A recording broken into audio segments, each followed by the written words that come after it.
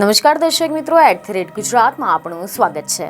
પાટીદાર સમાજ એ હંમેશા તેમના સમાજને દરેક ક્ષેત્રે આગળ ધપાવવાના પ્રયત્નમાં હોય છે, પરંતુ જ્યારે સમાજ પર કંઈ મોટું સંકટ આવે ત્યારે પણ આખો સમાજ સમસ્યાનું હલ લાવવા માટે એકજૂટ થઈ જાય છે। જેમ કે હાલમાં જ મોરબીમાં પાટીદાર સમાજની મીટિંગ મળી હતી। સમાચાર એવા મળી રહ્યા છે કે પાટીદાર યુવા સંઘની આગેવાનીમાં સનાળા ગામે પટેલ સમાજની વાડીમાં સંમેલન યોજાયું હતું, જેમાં વિશાળ સંખ્યામાં પાટીદાર યુવાનો સહિતના લોકો હાજર રહ્યા હતા।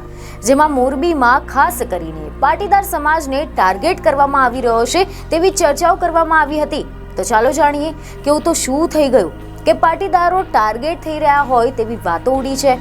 તો તમને જણાવી દઈએ કે અહેવાલ એવા મળી રહ્યા છે કે હાલ એવું ચર્ચાઈ રહ્યું છે કે મોરબીમાં પાટીદાર સમાજના યુવાનોને યેન કેન પ્રકારે વ્યાજના ચક્રમાં ફસાવીને કે પછી હની ટ્રેપમાં ફસાવીને તેમની પાસેથી રૂપિયા પડાવવામાં આવે છે।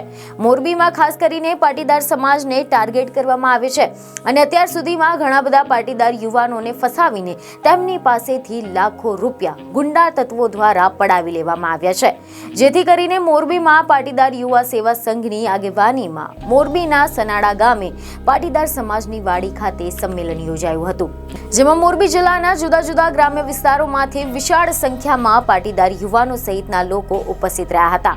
ખાસ કરીને વ્યાજખોરોનું દૂષણને દૂર કરવા માટે સરકાર વ્યાજખોરોની સામે પાસા સહિતના પગલાં લે તેવી માંગ આ સંમેલનમાં ઉઠી છે। આ સાથે જ ખબરો એવી મળી રહી છે કે ગુજરાતમાં ઓનલાઈન ગેમિંગ તેમજ ઓનલાઈન સટ્ટો સદંતર બંધ કરવામાં આવે તેવી પણ માંગ કરવામાં આવી છે। ખાસ કરીને પાટીદાર કન્યા છાત્રાલય તેમજ શાળા કોલેજમાં આવવાના તેમજ છૂટવાના સમયે રોમિયોગીરી અને દાદાગીરી કરનારા શખ્સોને ડામવામાં આવે તેવી પણ માંગ કરવામાં આવી છે। બીજને ખબરો સાથે ફરી મળીશું। ધન્યવાદ।